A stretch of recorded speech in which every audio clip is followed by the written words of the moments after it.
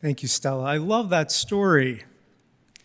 Taking something that we view as impossible and shifting it to maybe just extremely difficult, but possible.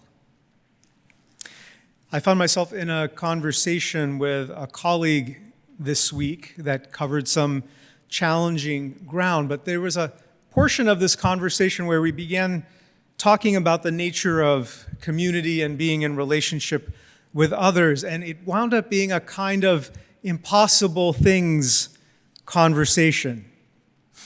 The crux of it was, in a culture in which transactionality defines the vast majority of our human interactions with others, is it possible instead to deliberately choose mutuality?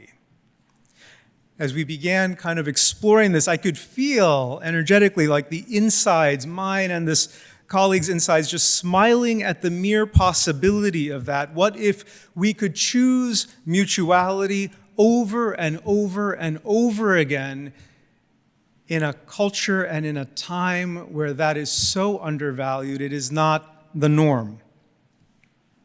Certainly in a values-based context, such as ours, being in religious community, such a thing should be possible, right?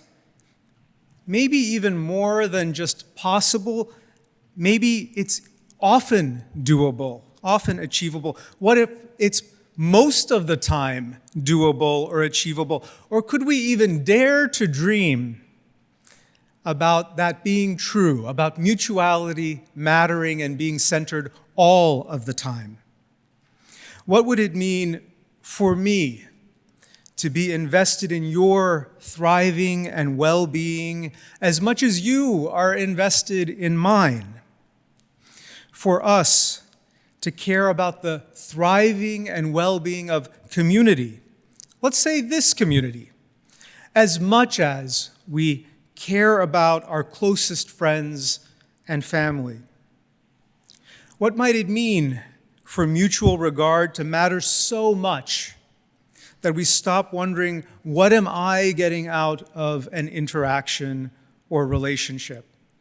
Are there places here and now where we can drop transactionality, drop a transactional mindset altogether?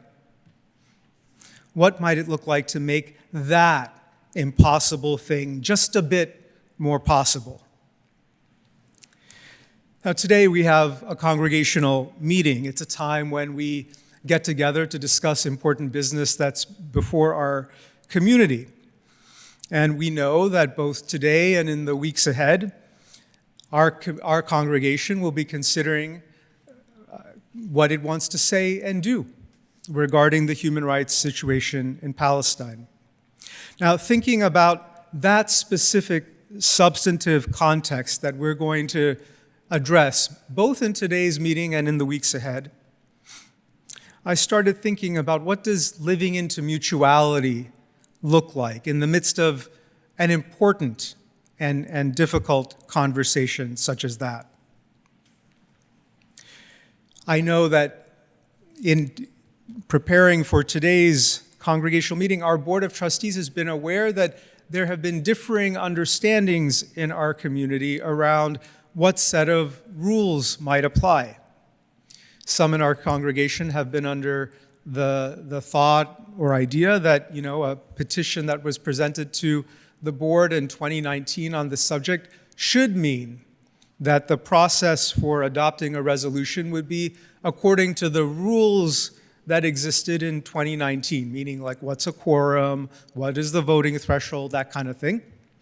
And yet, along the way, the congregation adopted a different bylaw in 2022 that involved a new criteria of quorum and voting threshold.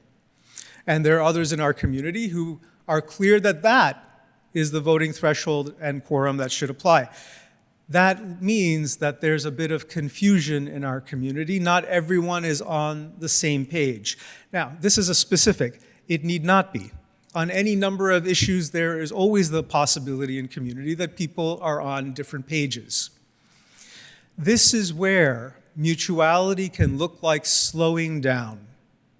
Slowing down for the sake of inclusivity, for the sake of creating time and space to share information, to share perspectives, and to try and get as many people in the community onto the same page as possible. It is a reflection of our mutual regard, our love and care for one another, that we at times slow down to do exactly that, to share information, resolve questions, and try and bring along as many people as possible. That is one of the ways mutuality and mutual regard is brought alive. Now, not everyone may be eventually satisfied with whatever results from that process of slowing down and clarifying and understanding together. Yet we will still have lived into the imperative to bring mutual regard alive as fully and well as we can. Now, following today's congregational meeting, sometime in the weeks ahead, we will have subsequently an opportunity to decide what the community wants to say and do about Palestinian human rights. There will be a vote on a substantive resolution. This is an opportunity to live into a different kind of mutuality. The first kind, about slowing down and including people, is about bringing folks along, bringing community members along to the best extent possible, living into mutual care and regard in that way. In this second instance, in which we are having an important conversation, this is mutual care and regard in the midst of difference, in the midst of a diversity of perspectives and opinions and needs. I can promise you that Unitarian Universalists are not all of one mind regarding what should or should not be happening in the Levant between Israel and Palestine. Given that, we can expect differences, and differences invite us into a particular kind of mutuality, a particular kind of mutual care and regard that could look like a few things, and let me offer a few possibilities. The first, now this is a reminder from a sermon I gave right as I came back off of my sabbatical, so from April of 2024, a reminder that holding clarity amongst ourselves, that there is a difference between criticizing the actions of a specific elected government and potentially criticizing an entire religion or an entire people. The two are not automatically equivalent and the same thing. And we can and should, as we routinely do here in the United States, criticize and speak out against elected governments, be they Democratic or Republican. That does not keep us from naming that elected governments can and should do better in striving to live into the public good. We can absolutely hold that as a piece of clarity in talking about the actions of a particular administration in the government of Israel.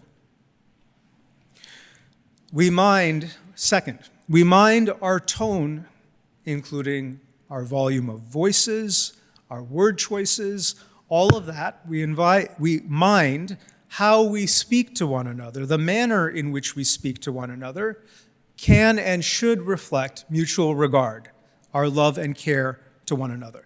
Now, how do we do that? There's some personal slowing down can be good. Slowing down enough to ground ourselves in love for one another, because we do. We do care about one another. And so we slow down before we speak or interact, remind ourselves of the fact that we love community and we love the other people that we're in community with. And we select the words, we choose the tone, we choose the volume of voice that accurately reflects that love and care for others in community. We are not a debate society. We're trying to prove that there is a winner to the debate and a loser to the debate. That's not the type of relationship we have with one another. In the context of mutuality, we ground ourselves in our love and care for one another when we speak with one another. That love and care should be palpable when we're talking to one another.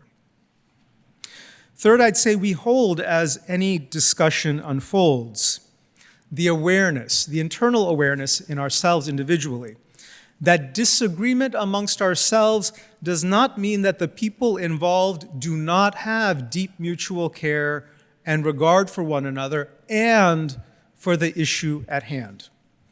A diversity of perspectives, a diversity of opinions or thoughts about how to proceed on something does not mean that others do not care about the issue as deeply as some others. They might. In fact, I'd say it's a healthy thing to assume that they probably do. They may just have a different set of background, experience, or values informing what they think the best way forward is. Finally, and most importantly, now, and this is general to any issue we ever discuss together in community, mutuality does not mean that one individual or a small group of individuals is getting their way on an issue. By its very definition, mutuality means that our field of concern is larger than oneself and one's own perspective and needs.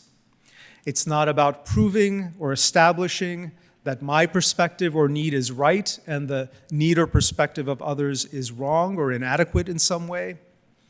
It's about ascertaining collectively, not individually, collectively, what we can hold to be true and how we can collectively honor that shared wisdom.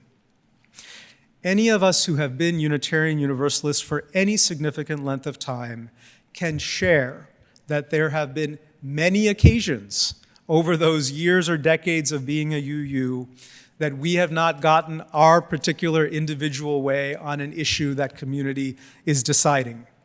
It's common, it's routine, if you stay in our movement for some length of time, to have this experience. And the first time you have it, it's unsettling. And it does bring up some questions of, well, do I belong? And is this still my spiritual home? The majority of the community's decided something different from what I personally feel. It comes up, most especially the first time that happens.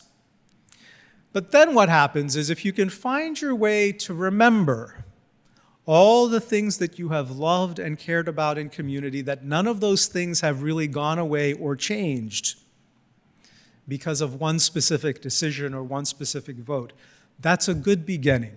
That's a good way to begin working with some of that disappointment.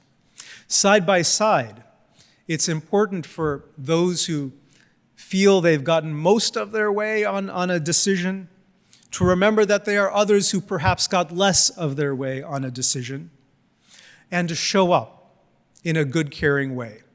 We don't simply stop the conversation after a decision or vote has been taken. More conversation and interaction is needed to ensure that we are not leaving people behind, that we're reaching out to let them know that they still matter to us, they still belong, they are still included in community, even if what they needed, they got less of as a decision was made.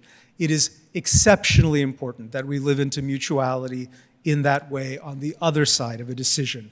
It's in fact a shared responsibility to live into mutuality in that way.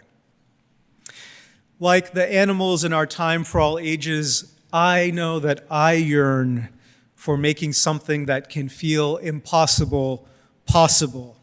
Our culture pushes us into subconsciously accepting transactionality as not just the primary, but the only possible mode of human interaction that we could ever have. And yet I know, and we know, because I learned this especially well here in our community, that something richer and deeper, something more meaningful is possible, and that richer, more meaningful thing is living into the spirit, into the ethos of mutuality. Won't you join me, not just today as we move into a congregational meeting, but in the weeks, months, and years ahead? Won't you join me in trying to bring that alive as fully, as deeply, and as well as we can?